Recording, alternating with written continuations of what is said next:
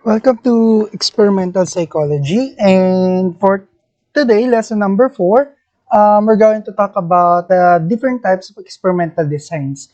By the way, since that mahaba ito, I divided this into three recordings.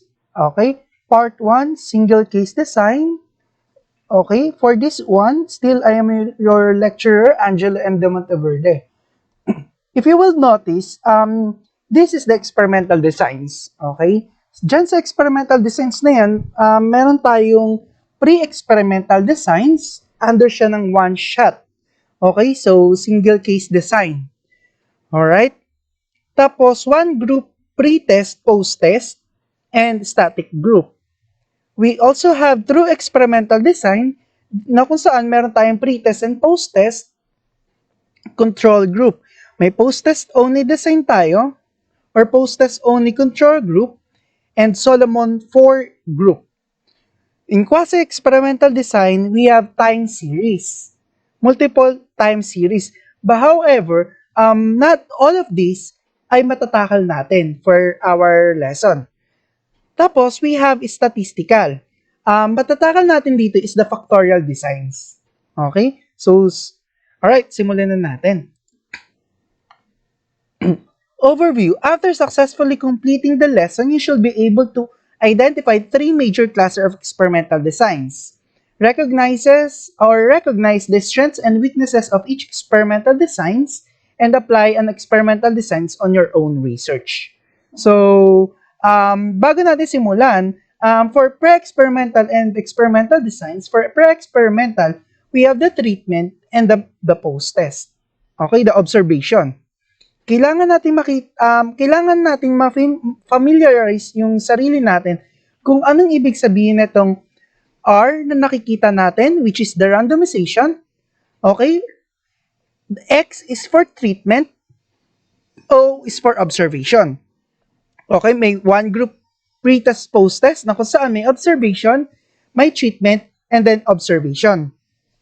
Sa static group comparison naman, meron tayong treatment and observation, tapos titingnan natin yung observation. Okay? Sa pre-test, post-test control group, meron tayong randomization, okay? Meron tayong observation, pre-test, and observation. Pre-test and post-test. Yung isa naman part ay meron tayong observation lang pero wala tayong pre-test and post-test. Wala tayong treatment pero meron siyang pre-test and post-test. Okay? So, O also identify or symbolizes the pre-test and post-test. We have Solomon 4, randomization. We have observation, the treatment, and then the observation. Tapos, apat to. Since na ito ay Solomon 4, we have 4 types of group. Yung isa, compare natin sa may intervention or sa may treatment. Tapos, titingnan natin yung walang pre-test pero may treatment. Tapos, compare ulit to. Kaya siya tinawag ng Solomon 4. However, matatakal natin yan sa mga next lessons and next videos natin. Let's start with experimental research design. So, everything is in experimental designs. Alright. We have single case or the small n. It is used to be called single subject design. It talks about anything from a person, family, couple, or etc. These are our clients seeing for treatment, and we decide the tools for research in order to track the progress of the client. It is possible use sa mga counseling or yung mga hindi maramihan na tao. Kaya siya tinawag na single case design. Okay? Or one shot. Okay? Right. Here's the process. Identify natin yung i-assess natin ng problem area. Tapos, establish natin mutually. Kailangan mag-agree tayo kung ano yung gusto natin mangyari. Proximate goals. Less negative self-talk. Distance group goals, ma-improve yung self-esteem. Okay? So, this is applicable for only one type of person. So, hindi siya by group. Tulad nga na sabi natin, kaya siya single case. Select single case design, suitable and reasonable based on the problem area and the goals. Gather baseline measurement. Meron tayong pretest, could be experimental or quasi-experimental. Introduce the treatment and or the intervention. Then, i-assess natin yung change in effects or the methodology para ma-identify natin kung may nagbago ba. Baseline naman ng tawag kung saan similar to pretest in order designs initial stage or level of depression. Example is level of depression. Halimbawa, ang level of depression niya or ang baseline of depression niya is high. Okay? So, kailangan, kung magkakandak tayo ng isang experiment or ng isang intervention, ay dapat mapababa natin yung level of depression niya. A series of assessment or measurement test. Ibig sabihin, ilang beses nating ikakandak yung treatment na yon na nagawa natin or the intervention, paano natin siya ma-measure at ano yung test na gagamitin. Establish din natin where the client is without intervention. Generally, minimum of 3 baseline requirements are needed. Bakit? Kasi, para ma-identify natin kung may nagbago ba doon sa mga kinandak nating experiment. Because we want to establish how stable or unstable the problem before the intervention. Choosing how to measure the problem area is crucial decision point. Okay? With this one, kung paano natin ma-measure yung problem na yun is decision, mahirap yun. Kasi dito, kailangan isipin natin kung anong klase treatment or yung pang-measure natin sa kanila. Okay, so matatakal natin yung mamaya for further explanation. Tools of both therapy and research can be used. Alright. Treatment. It is better to provide only one forms of treatment at a time in a single case design. Ibig sabihin, hindi siya pwedeng pagsaba-sabayin na treatment na kung anong gusto mo, dapat one at a time lang tayo. If 2 or more interventions are provided, it will be difficult to know which one made a difference. Kasi nga, kapag naglagay tayo ng treatment na higit sa isa, hindi natin alam kung yung treatment na binigay ba natin doon sa tao ay yun nakapag-cause ng pagbabago ng depression niya doon sa problem natin kanina. But in purpose is to just track the progress, this may be less of an issue. Okay? So during treatment phase, measurements continue at the same intervals as baseline measures. Example, if the treatment is 3 per week, the treatment must be same with the following week as well. Halimbawa, kung nagkanda ka ng isang experiment and then it has the same treatment, kunyari, 3 weeks mo siya in-administer yung isang intervention mo, dapat pareha sila sa mga susunod mong pag-conduct ng intervention para equal. Next, this is the depression scale. Okay, ang depression scale niya is 50. Okay, halimbawa ito yung baseline ng depression scale niya. Tapos, kinonduct mo si treatment. When you conduct the treatment, nakita mo na bumaba siya. Alright? Ngayon, if you withdraw the treatment, anong mangyayari? Tataas ba siya ulit or bababa siya? Okay? Kapag binigay mo sa intervention or the treatment at inalis mo siya, babalik ba siya sa dati niyang baseline or mag-a-assist siya sa kung saan mo naiwan? Note that after the treatment, it should assess if the client needs a follow-up or withdrawal. So meaning to say, after the treatment, titingnan mo kung babalik ba ulit si client para sa example is counseling for depression. Okay, kung hindi na, ika-cancel mo na 'yon at wala nang follow-up. Pero kung meron pa, ay papabalikin mo siya. However, for this, it is it is unethical to use yung mga bigla na natin iiwan si treatment. Iiwan si client while after providing the treatment. Kasi baka mamaya sa ethical guidelines, baka mamaya mas na-worsen neto ang behavior neto ni client although napababa mo siya. Kasi this time frame, halimbawa, meron siya, in this week, okay, so 4 to 17 weeks na to, na kinonduct mo yung experiment na yun, ay bumaba. Paano kung after ng treatment or nag-withdraw ka, is lalo siyang tumaas dun sa 50 na baseline mo dati, maging 65 and above siya. Okay? So, para malaman nyo, meron tayong iba't ibang klase ng single case design. Number one is the AB design. A stands for the baseline, but it can also be a post-test treatment. B is for treatment or intervention. So, paano to ginagawa? For this, AB design, this is the simplest form. Halimbawa, ito ang baseline niya. Okay? So, ang sabi natin kanina, si A ay ang baseline or yung actual ng depression na nakuha natin doon sa tao. Okay? Or yung observation of depression na nakita natin doon sa tao. Next, when you apply the treatment, dapat, kung naging low siya, ibig sabihin effective yung ginawa mong first trial. Okay? So, two-phase, baseline plus treatment.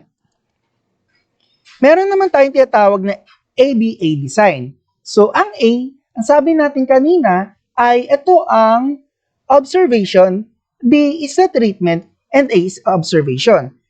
Okay? So, meron tayong baseline, treatment, and withdrawal. Kanina, meron tayong baseline at treatment lang. Okay? So, ngayon, etong si baseline na 15, nilagyan natin siya ng treatment, tapos, ano na mangyayari after the treatment? Once we withdraw, tataas ba siya or bababa ulit or babalik ulit siya sa baseline? Sa kanina, wala tayong withdrawal na ginawa. Ibig sabihin, tiningnan lang natin yung baseline. Pagkatapos, nag-insert tayo ng intervention or the treatment. And then, hindi na natin tiningnan kung ano yung nangyari after the treatment. Kung mas lalo ba siyang tumaas or mas lalo ba siyang or bumaba ba siya. Okay, withdrawal or determination. It is unethical to leave the client in this type of design. He may go back to the previous condition or kailangan niyang kapag bumalik yung previous condition niya, kailangan nito mag-follow up. Alright? Some cases like behavior modification, it is amenable to use. Alright? So, naalala natin kay Little Albert at saka sa mga iba pa na unethical procedure yung ginawa natin when we discuss the ethical guidelines. Right? So, that kind of technique is unethical because wala nang follow-up or hindi mo na inayos or kung mas nag-worsen ba yung behavior ng client. Next would be this one.